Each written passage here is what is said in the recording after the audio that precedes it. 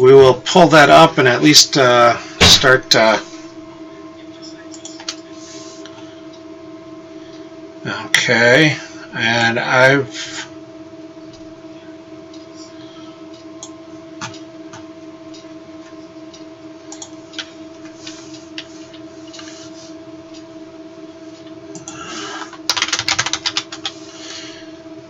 Yeah, we can't type in there. If you want to shoot him a message and let him know, he can start and we'll... Well, I think the timer might already be started, and...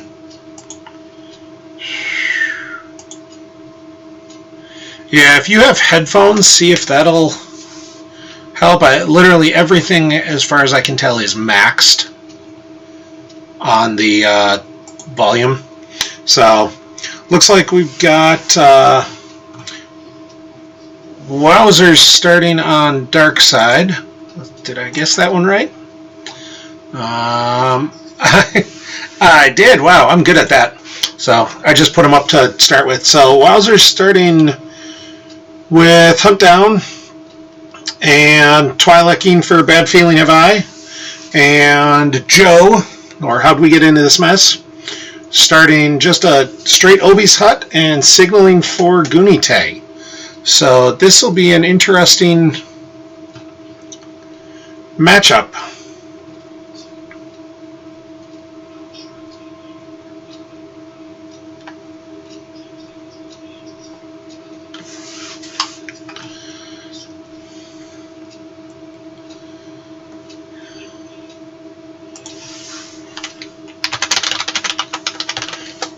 Alright, so it looks like, and Thomas just dropped the Judland Waste, lost the Devastator from hand, while Joe lost a Revolution and then immediately threw down Yoda's Hut and revoed the Meditation Chamber. So this is gonna...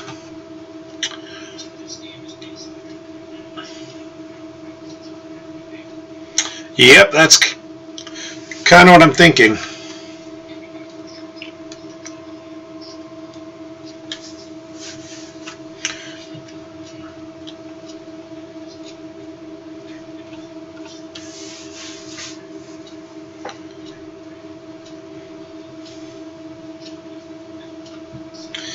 Yeah, and that's kind of what I'm... what it...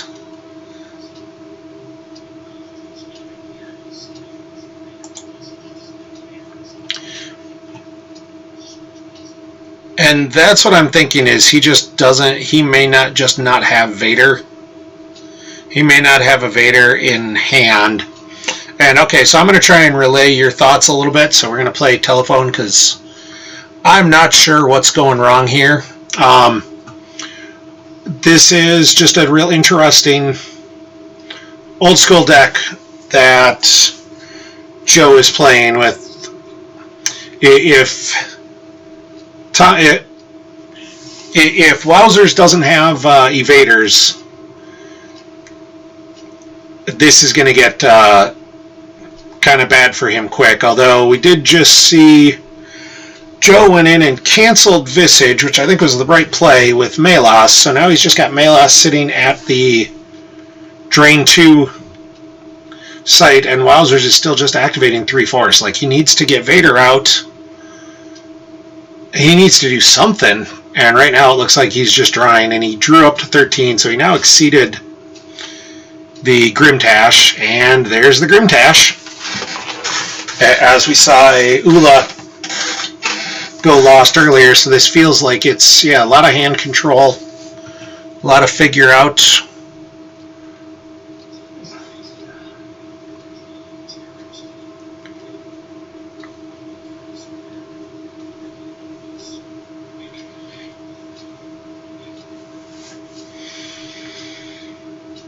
Yep.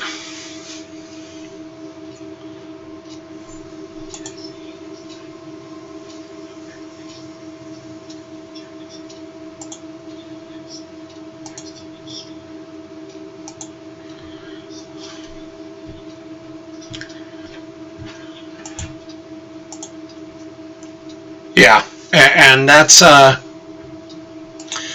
in saying that this is really based off old school original Throne Room mains with start the throne room and just revo everything that gets put down. You start Obi's Hut now instead because against Hunt Down, starting the throne room, you just have a wasted turn anyways. So instead, you let them go first because your first turn, you'll still be able to revo something no matter what.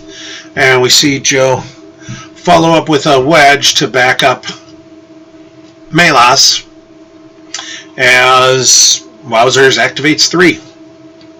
Like,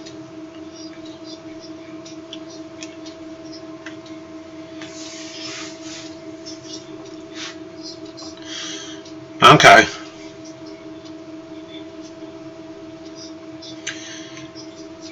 Yeah, but the sense is tough against Hunt Down. I mean, drawing at a +4 is rough to...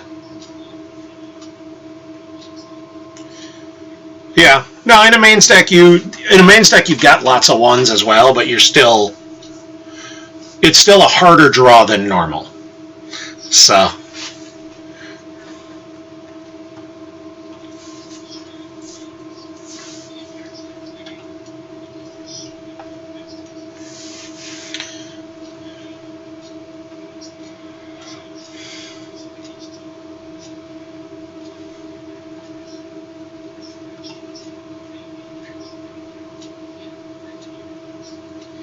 Yeah. Oh, and that's very, very obvious. This is a force choke. Now, and I'll have to kind of relay this as it gets phrased as, yep, Wowzers threw down a sight, and Joe immediately says, all right, well, I'll put Leia with the lightsaber there. And saber proficiency. Now, that one's a little bit interesting because he won't get it this turn, but if Wowzers has a Vader, he can just shut off that Leia drain, potentially, but he's only activating 4. Like, I just don't think he's getting anything. Like, he's got to activate and save for 2 turns just to put out Vader because of goo.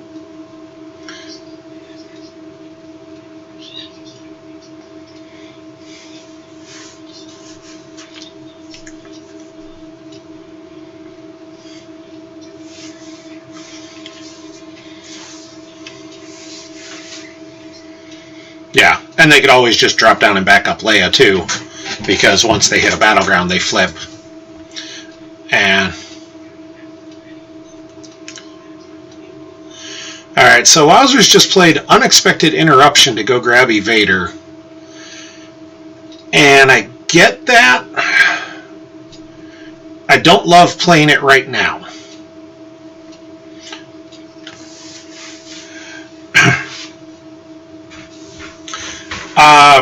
Probably any Vader or an Unexpected Interruption or just a Vader. Like, there were lots of things he needed to draw for.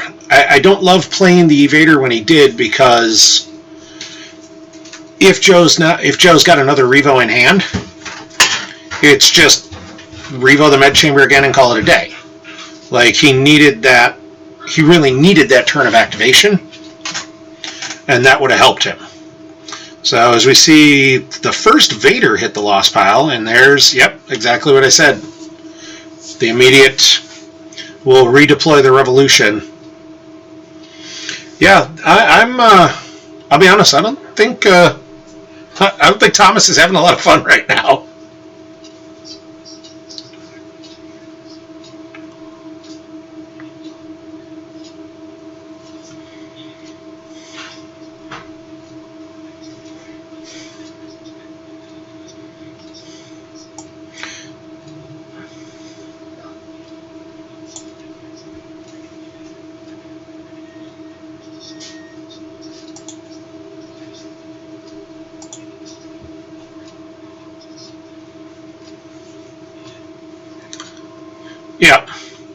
Yeah, because I'm watching this and mentally saying, so how does this fare against some of the operatives decks?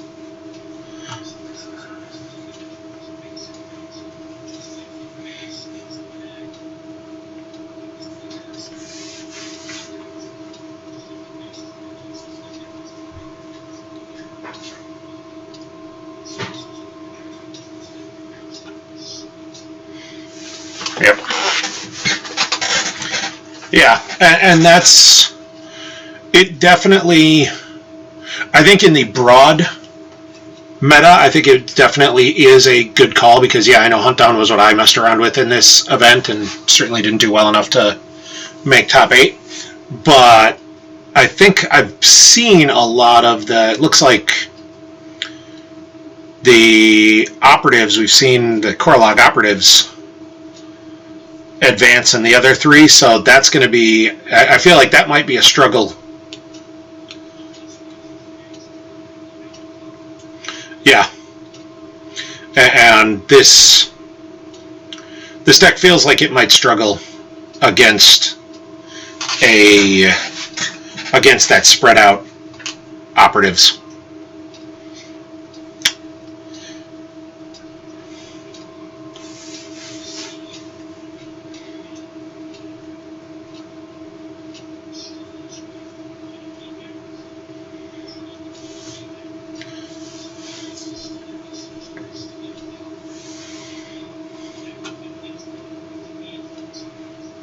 Yeah, I mean, this is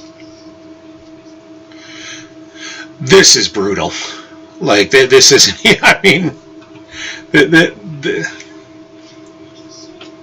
yeah. So, because he's activating 6, which is still not enough to deploy Vader. He's getting burnt with Civil Disorder, and he can't save Force.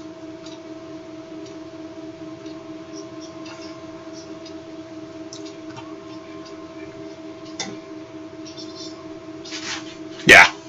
And he's been able to draw and get enough cards in hand that he may have a second one in hand, like I said earlier with I think he canceled Revolution at the wrong time.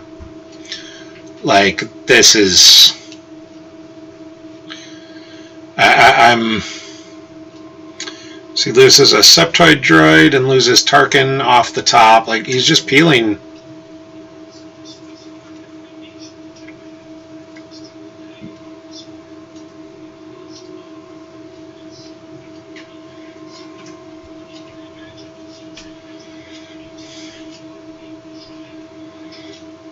Yeah.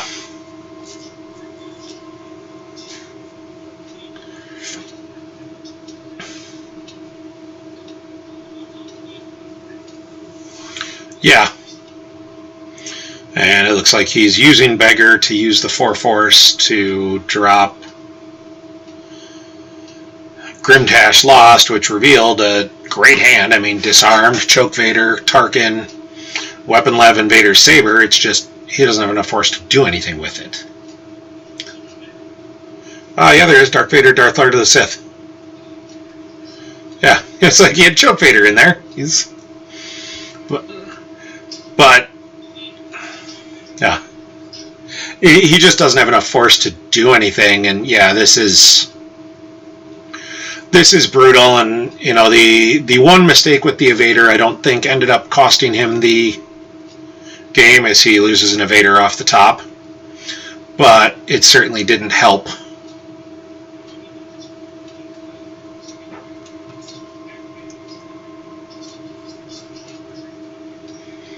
Yeah.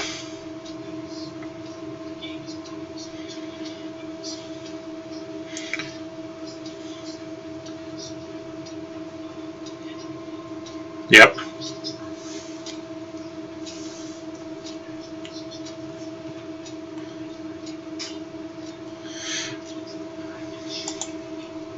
Yeah, and that's kind of what that's what I'd be looking at too, is, yeah, you need to just draw and say go, because yeah, and Joe's just emptying his hand here and revoing the Drain +1 sites. Yeah, I mean, the cards aren't going to matter in his hand. And honestly, I could see a blind on the edge, after you drain and just take a shot at it. Like, you're not losing this game. So go for it and see where it goes. And yeah, I mean, Wowzers is going to have a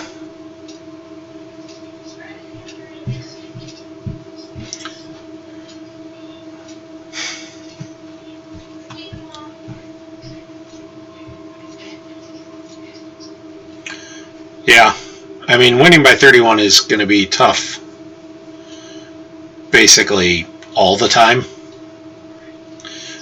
So, oh, there he hit, oh, he hit the evader, but here's the sense.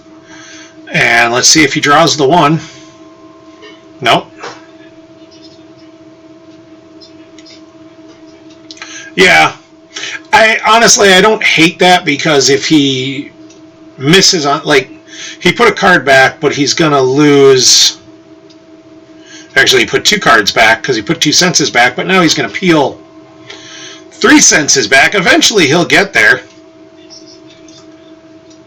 There, he got it. Yep. Oh, no, I get the, you know, I was playing in this era. I remember these sorts of decks. It was just it's a tough meta sometimes to call, because there were so much that was just sort of floated out there. And I assume Wowzers is just going to lose from reserve and yet minimize as few cards and lost as possible. So it's going to be 34. Ouch.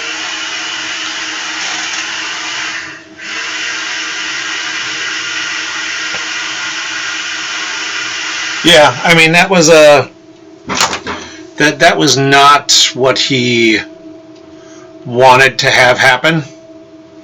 And that evader, you know, but 3 senses was, that was tough. So here, I'm just gonna get the player card changed. All right.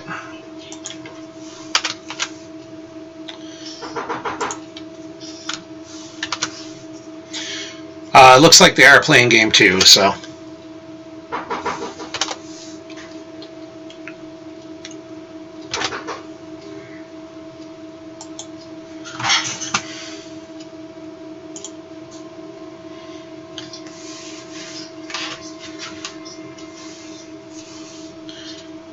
Alright, let's give that a shot and hope.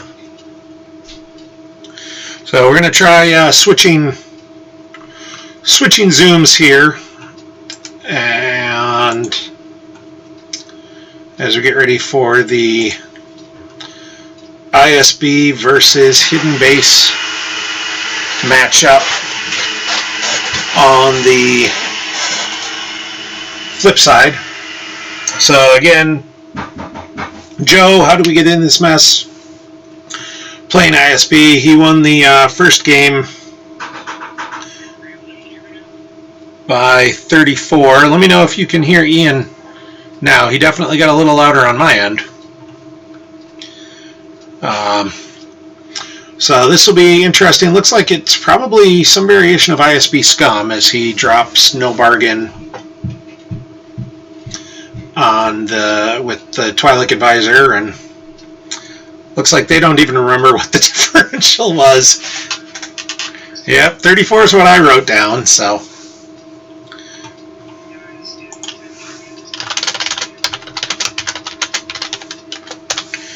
Ian's doing a Verizon commercial here. Can you hear me now? So, alright, something is just not right with whatever's going on in here, and I am not techno-savvy enough to figure it out. So it looks like Joe activated his 3, got open-handed Jabba's Palace, so he's able to go fetch the audience chamber right away and draw 3. So this looks like, and you can correct me if I'm wrong, Ian, and I'll pass that on, but this sure looks like it's some variation of Outer Rim Scout ISB.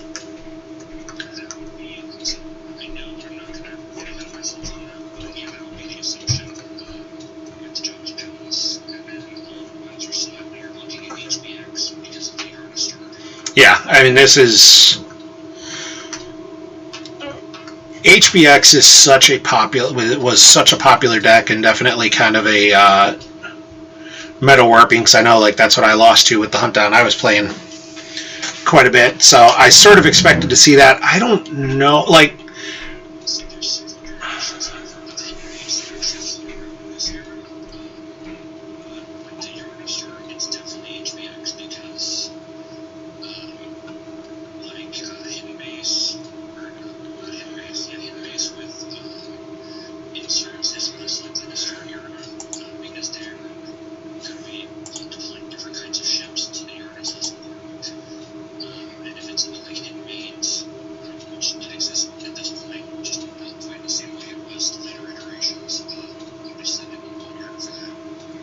Yeah, I mean, the Yarna is a clear indicator of what we've got. It's just a matter of which way this goes. This is going to depend a lot on if Joe can get to space and get him probed quick enough, depending on how many battlegrounds and stuff he gets down. See, this is, I like the ability here to just go Mosep and Galed, because Thomas Wowzers is only activating 7. Like, with no bargain, the only character he could put down that, and he probably doesn't even pack her in the deck, would be Leia with Gun.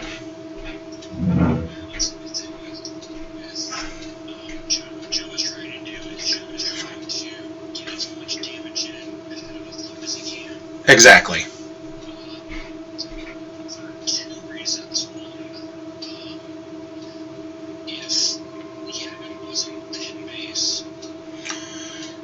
You can make him lose it.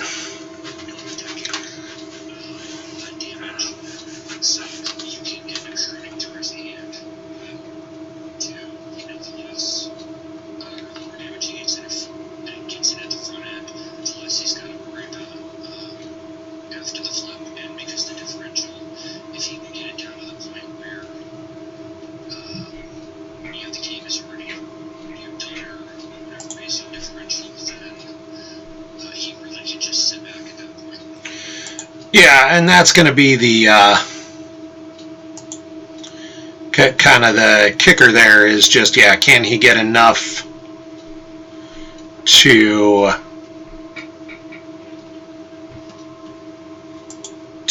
get rolling and get out ahead of the I'm just trying to see if we can play around a little bit more with the, so I'm just digging through all the different settings to hope we find something that would allow people to hear you, and I'm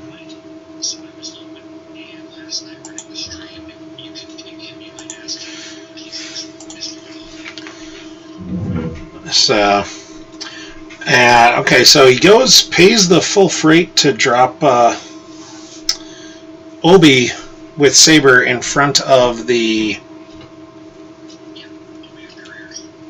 Okay.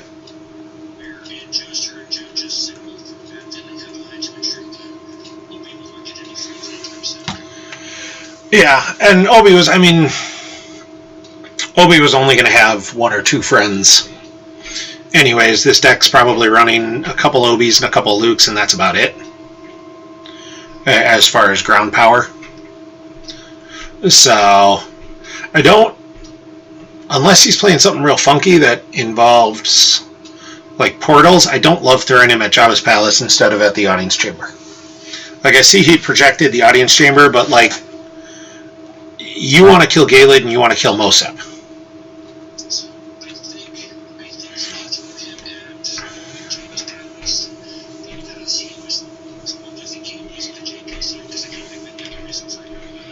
Okay. And that's possible that he just didn't realize that Jabba's Palace is a Jabba's Palace site and the None Shall Pass is in play there, because, yeah, otherwise.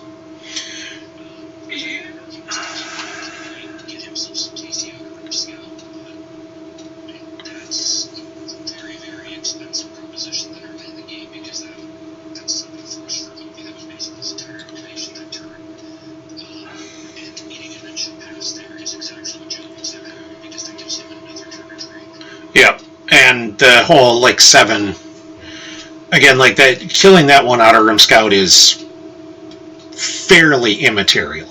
Like, he's got enough Outer Rim Scouts to flip. Galed and Mosep are much more damaging.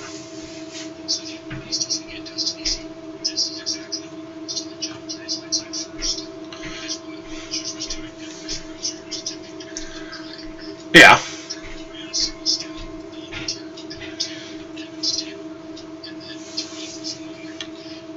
Yeah, but he gets the exact same play going at Mosep and Galed. He doesn't. The... Galed's only forfeit 2.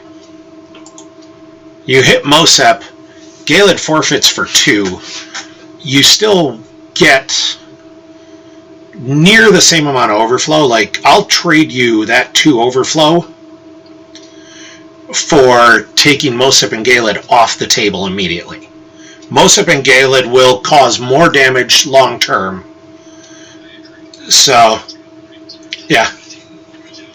Fair enough, because, yeah, like, I think the right play was Mosep and Galed. I think you're right. He was trying for the, if not the, hey, I'm going to immediately cause damage, the, hey, I'm going to try and make something happen, because you've got to make something happen here to have any chance of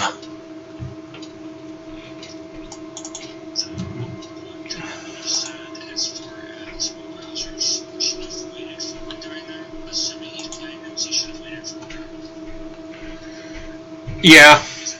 In general, that's the only way you're going to get even at the table. Like, you're really lucky that Joe had as many children as he can, because if they saw that, you had to keep moving at the table. Yep. What's going to happen is always going to split the hand again. Yep. And he may not have had a grabber. Like, he didn't have a way to play it for free, and he didn't have 3 force, so even if he had a grabber, he's not getting anything out of it. Yeah. And I'm wondering if he maybe just doesn't have grabbers, or is worried enough about him, although he did just drop the order to engage to at least keep things spicy. Like, he's trying to he is trying to ping the damage, and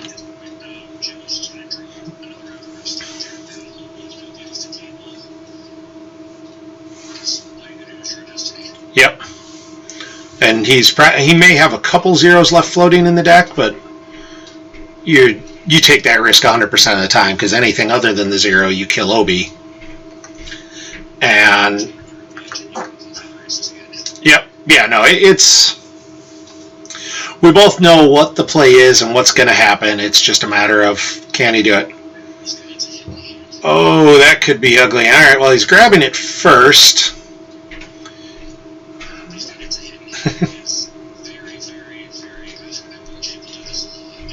Oh, he got away with it. He did not have the, it's worse. Yeah, that was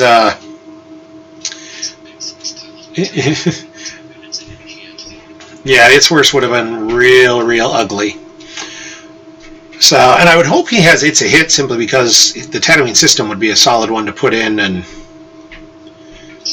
get this rolling as well. Oh yeah, no, I know. It is a dangerous play to run that.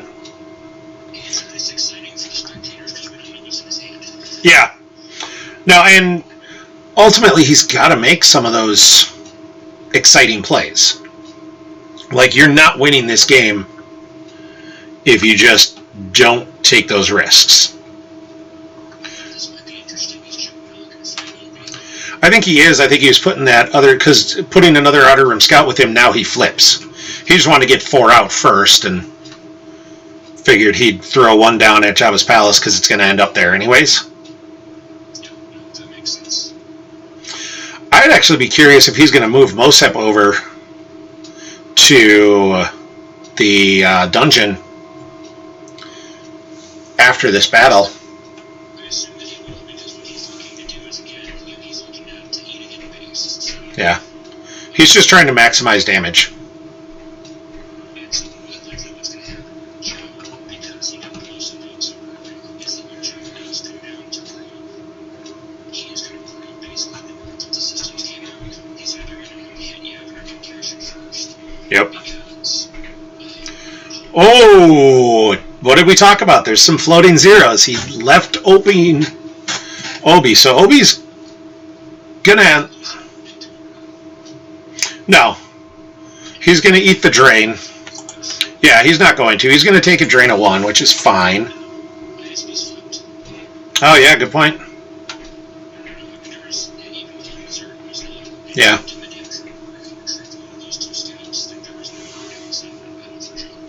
Yeah. He does move the scout into back up Mosep and Galen, just so if Obi moves in there, he's going to...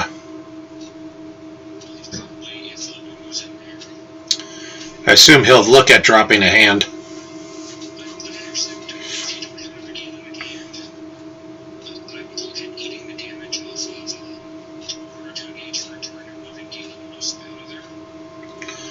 Yeah. I mean, he's got 12 cards in hand. We'll see what he does, because this could get interesting for him. As there goes Bright Center, which was not going to matter in this matchup, and the drain at...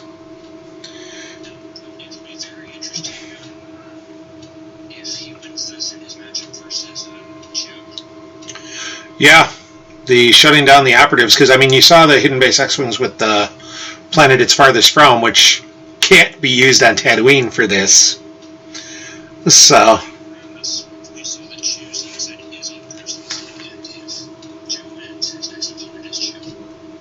Yeah.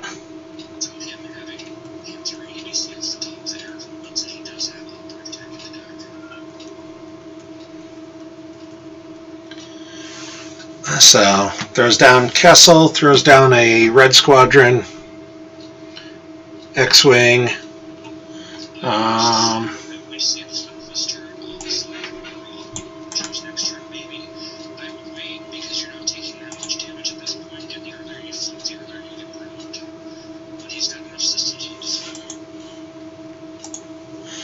Yeah.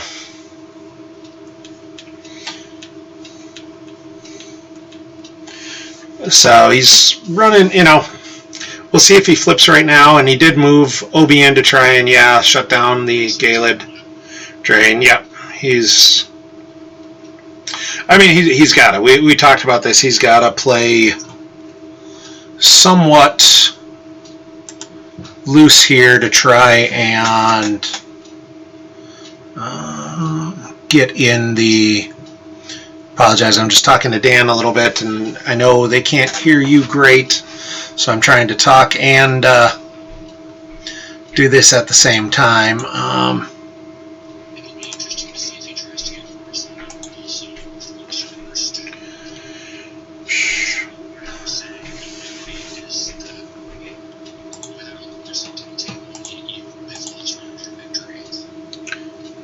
Yeah, and that's the...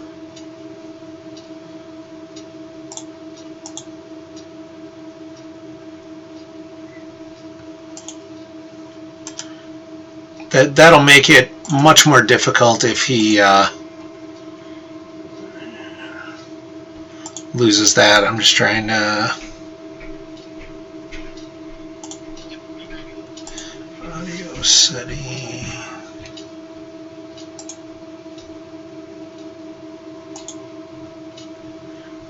throws down another Jabba's Palace site there.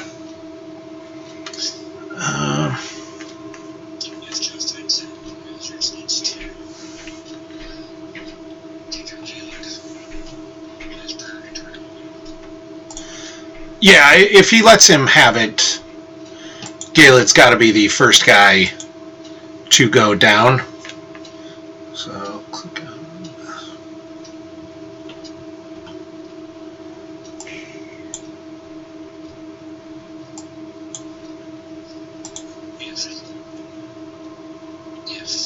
I were Joe, I wouldn't necessarily find out an issue for this turn. I really think I would take the right to engage hit and get the Gaelet most of the way. And just leave him facing some scouts. Yeah.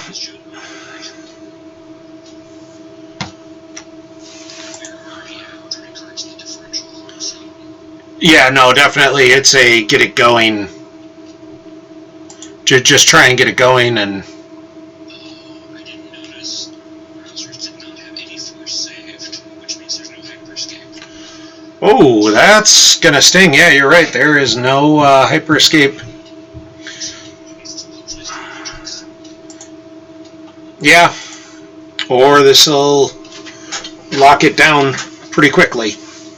So he throws another outer rim scout.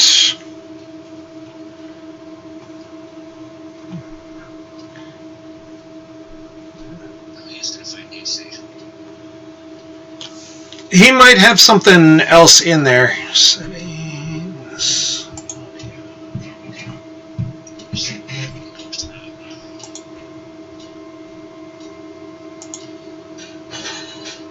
So I don't like the swinging at most up. I thought about it when it was going on, but the thing is with those scouts there, he's not going to forfeit Gaelid. And Gaelid is really what's going to cause the damage here. Yeah, no, Gaelid's the guy you needed to kill much more than Moseb. So, that got it, apparently. Oh, they can hear me now? Apparently. Whatever I just managed to do. Yep, Dan to the rescue as I finally Thanks, Dan. Went into 17 different settings and figured out the one at the end there. Ooh, that's 6 for Destiny. I mean, so he's going to leave Gaelid alive. Which is... Yeah, but I mean, he wasn't going to get Gaelid on attrition with 2 scouts there. And that's just it. Yeah, he needed to kill Gaelid. Because killing the scouts is immaterial. Like, unless you can get rid of all of the scouts, which you can't. Right. Yep. Unless you're getting rid of every scout on the table, not worth it. Gaelid is more damaging than... Oh, I wonder if Joe's got another Gaelid in hand. He must, if he just pitched one for the... Yeah, and honestly, like, Gaelid doesn't matter a lot right now until he gets the system probed. Well, we haven't flipped yet, though. Yeah. So, yes, I'm much better as a sidekick, Dan. We've had this discussion. So... Oh. All right. Now we see if there's a Hujix or if we're going to... Or if he's going to peel 5 right now. 5? That's not that bad. At least it's less bad than I thought it was going to be. And we're peeling 5. Ouch. So this is the type of play that I was talking about as far as for why you wanted that big win up front, because that means that he basically forced Thomas to spread out without having a good plan for what to do if something came back at him, because Thomas is trying to make anything happen to stay ahead of the differential. Exactly. Like, this is the put your opponent on a clock and just stay ahead of him. And it looks like he lost a bunch of cards from hand that he didn't have answers for, like Civil Disorder, Signal. Mm-hmm. You know, he had the It's a Hit for the hidden base, and now he flips to save that one probe. And the Outer Rim Scouts both moved to non-battleground, so they're not actually draining their... Anyways. No, so that means that Joe likely doesn't have a bounce in his hand, and he's worried that those 3 cards that he's got are a way to come down and pound on the scout. So, yep. Just being safe. Yeah, so Dan, the first game was politely a massacre. It was a Hunt Down versus an old school Twixes and Revos deck, and Wowzers spent most of the game activating 5 force or less, and had Goonie Tay started against him. It was... Honestly, I don't think he deployed a single character all game. Right. It was ugly and unpleasant as it sounds.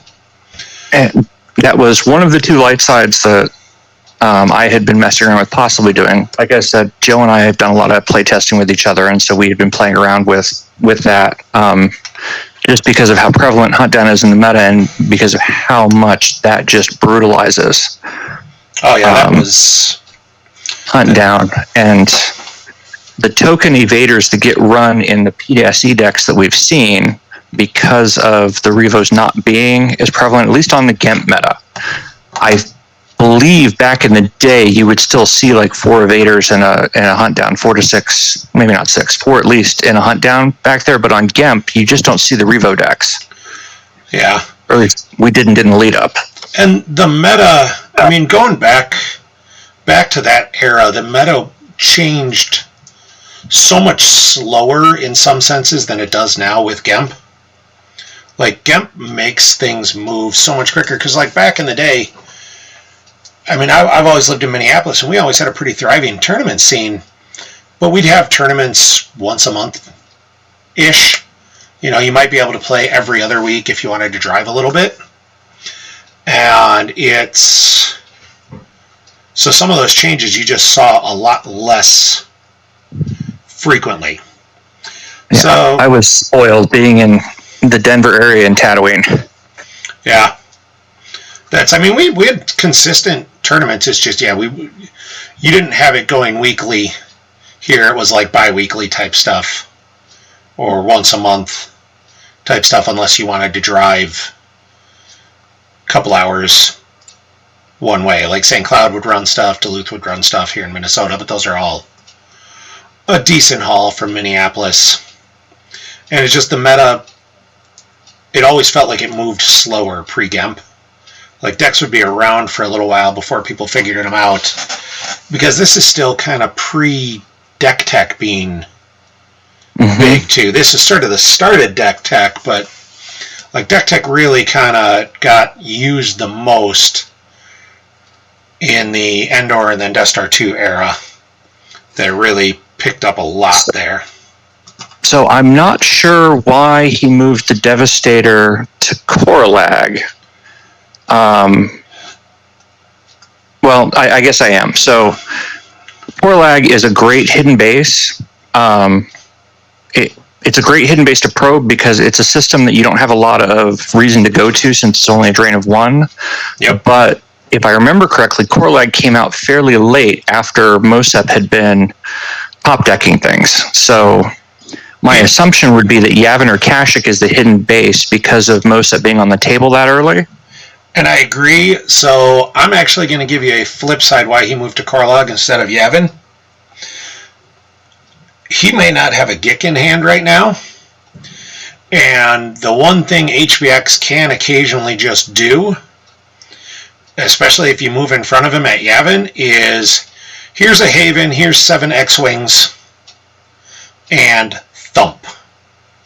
Yep. No, absolutely on that. There's no reason to walk into that when you're winning. So you just move to Korlag and fine, you know. Turn for 1, I'll probe Korlag. If he moves to face me, we'll go, or maybe when he doesn't have 10 cards in hand, we'll go. So my question there is that 1 X-Wing is not really that much of a difference. If he's going to drop 7 X-Wings, we're talking 35 versus 40. The Gick at that, like... The Haven makes it much more plausible to drop them, though. And I have seen Haven in these decks. Yes, you're right. I was not thinking about Haven. The Haven is what would scare me. You have to be ready for, they're going to drop a ton of X-Wings on you, and I feel like Joe probably doesn't make this play without a Gick. Or he backs up. But you know what? Haven I don't think really makes any difference. He's got 19 force. Like, he's activating 14 a turn. Haven's going to add a battle destiny. Yeah. There's Luke. That's cute. Well, he didn't bounce Luke. He may and he not did not care at this point. Or he may not have had the hands. Then Korlag was the... So that was very interesting on Wowzer's part, for him waiting that long to deploy his hidden base. It is very possible he activated it. Because... and therefore knew he wasn't going to top deck it? Yeah, or couldn't have gotten it out without it. So I think you're right, though, that Korlag was likely the hidden base simply because it's the system you care the least about. So you're like, oh, fine, go take that drain -1 system. Yep. It kind of calls it out what the hidden base is. Well, but you would be surprised how often people don't go there because there's no strategic value in going there.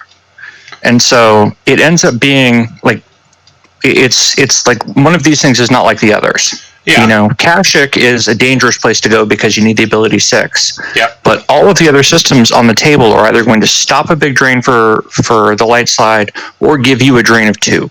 Korlag is the only thing on the table that has it's extra activation. Light Side doesn't need extra activation in this deck. Well, which is why it becomes a questionable, hey, why would you put that in instead of something better?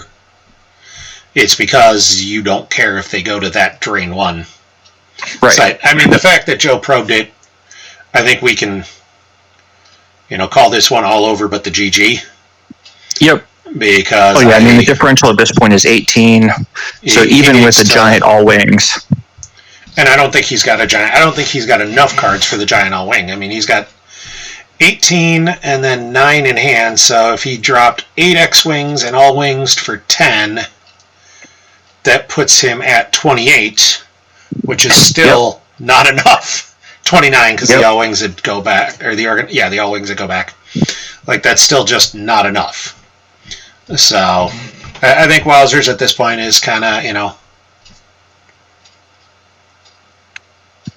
Oh, okay. I'm like, he misclicked the barrier? No, you want a barrier, guys.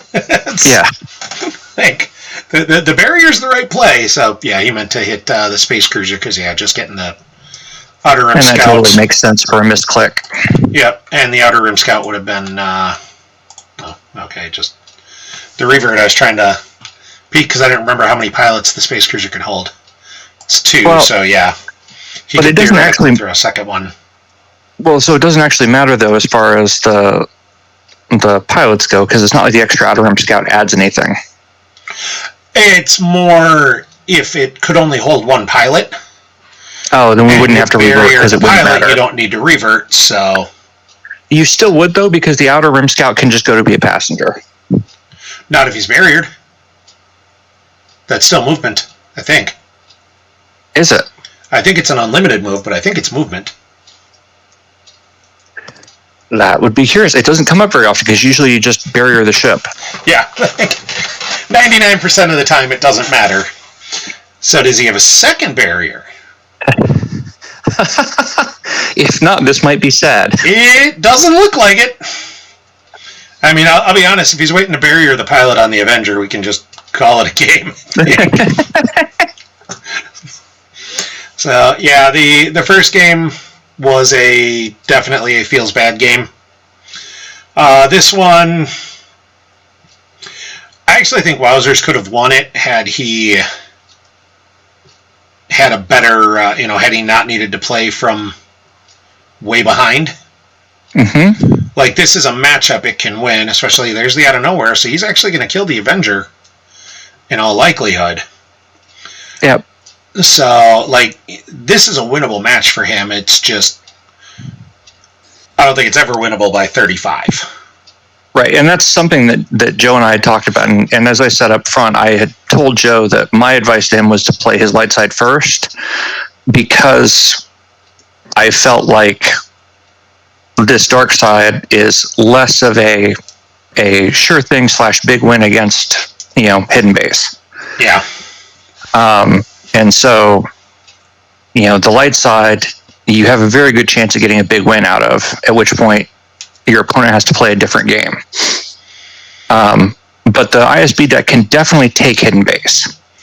It just is, it's a much better game, I think, than Revos versus Hunt Down. Yeah. I mean, this would end up being a close game, even with Wowzers putting himself in a bad position in a couple spots just because he had to. Like, he could have played this a little bit slower as well in terms of when he was deploying the ships and systems and trying to protect himself a little bit more.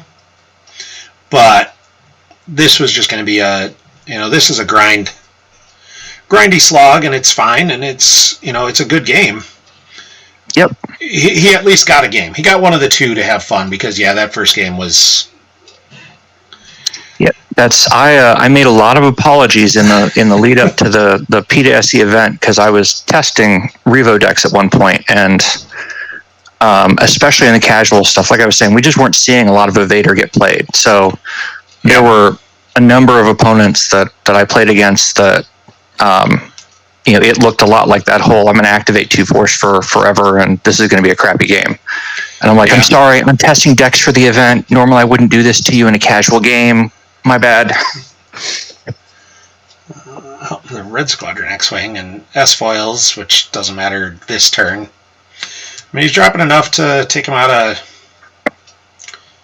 Ultimatum. That's a card he should have kept in hand to throw in the lost pile at some point. Ultimatum does nothing. Like, he was never going to be getting drained for 3.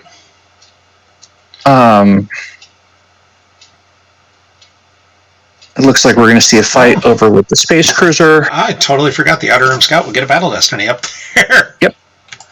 Well, that was part of why I was saying it doesn't necessarily matter, because it only takes one Outer Rim Scout on the Java barge. Yeah. Yeah, and as long as it had 2 pilots, it didn't. You're absolutely correct. It doesn't matter. So, particularly because 2 Outer Rim Scouts do not actually add power on the barge. Yep, they are, although that 4 will kill the barge completely. Yeah, they're part of the cumulative rule, and one that people don't necessarily see all the time. So, Jared asked an interesting question. Did you know Joe before you started playing on Gem? I don't think so. Okay, so that was a Star Wars just bringing people together. Look, we'd have to ask Joe because of my memory issues, but I don't think so. And moving the lone X-Wing away, I don't love that play. Honestly, I think I would have rather seen him move the squadron to Kifix and invite a fight. Like, moving it away and giving up the drain of 2, I don't love.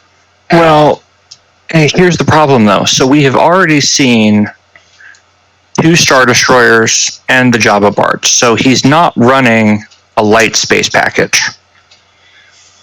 So depending on what he's got in hand, Joe activates enough to throw down another Star Destroyer there. And 4 X-Wing versus 2 Star Destroyers is going to be a sad day. I guess. And he's got the Rebel fleet to cancel the drain. I don't think he's got that many more Star Destroyers. He's just drew the Bosk and Houndstooth for Destiny.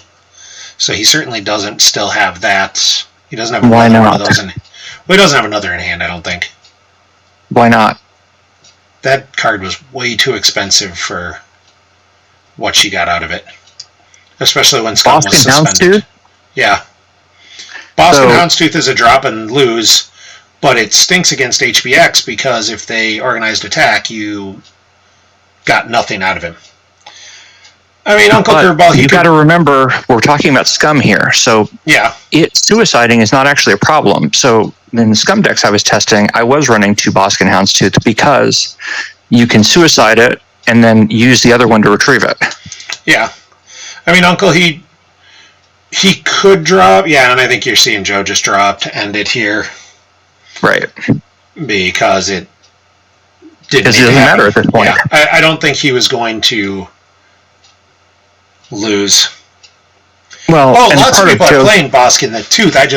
2 of them is a tough. Well, so that's what I'm saying. Specific to Scum decks in this era, you got to remember, Bosk and Houndstooth is the only option as far as SAV compatible ships that are like a one-shot package. We don't have Fett and Slave One, Zuckuss and Mist Hunter, any of the Bounty Hunter ships. Bosk and Bus is the only one that we've got. So,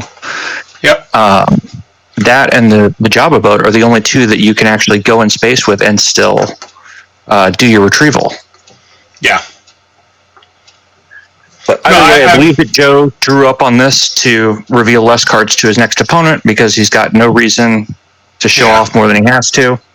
And that makes sense. And honestly, I mean, unless he's got some serious tech floating through there, I mean, ISB Scum is, I'm sure he's got some stuff going on. That'll be an interesting matchup if he's playing Johnny. It'll be fun to see the matchup. I know the Star Destroyer surprised me the first time Joe and I played some playtesting with this because you don't typically see that with the P-SE. The Scum variant, like, you're using it just for hidden base. And against hidden base, you're not really starting a lot of battles, so you don't really need Scum. So it's not a huge loss. Because I've played around with it, and, the not having scum isn't a huge loss when you're not starting battles. And you're not starting a lot of battles in this matchup. Well, so it's funny. The logic actually was that you can toss the Star Destroyers because of how much they can absorb. So they can go out there and probe away and then get tossed off the table. Yep. Which I thought was a very interesting way to look at it, because who uses suicidal Star Destroyers? Yeah, and that's the other side of it, is you can absolutely just, fine, I'll lose my Star Destroyer, I don't care. Right. And then next turn you come down with Boskin Bus or the Java Barge. Yep. No, definitely. There's a lot there. So fortunately we got volume working towards the end. I do feel bad that, they didn't get to hear all your wisdom in that first game, although that was a game. So I definitely am glad I didn't have to play that, because that would have been real frustrating. Just here, I'll activate 4 and eat 2 to Civil Disorder, and that's it. Right. And that's the game. And then wait for Ulo to hit the table and really just shut it down. Yeah, like that would have been, that was unpleasant. It was what it was. So, but I hope you have a good night. Thank you, everybody, for coming and watching with us. We'll get the semifinal games scheduled here shortly, I'm sure, and get you a couple more games, so we'll get to see what it'll be. It'll be Aldrin Operatives versus...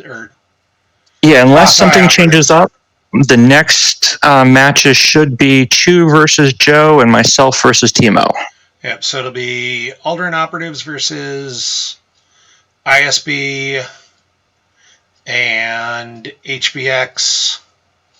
Or no, it won't. It'll be then the Manipulator versus Revo. That'll be a fun match if you hate your life. Yeah. That'll be an interesting match. I am very curious to see how that one is going to go. Yeah, and then the flip side is going to be, I think it's just HBX and Corlog Ops, both sides, isn't it? Yes. Okay, so that will be the match. We've already seen a little bit, and it'll make things fun. Yeah, my HPX runs a little bit differently than the stock ones do, so yeah. I'm curious to see how that's going to play out. But Operatives really is a deck, Corlag Ops really is a deck that just curb stomps hidden base. Yeah, so it definitely gives you trouble. And yeah, the Manipulator deck versus the OB Rebo that also kind of wants to manipulate is going to be a real interesting match. So the CCT start does a lot to stop the force choking. To some degree, it will come down to whether or not Joe packed scrambled transmission or not.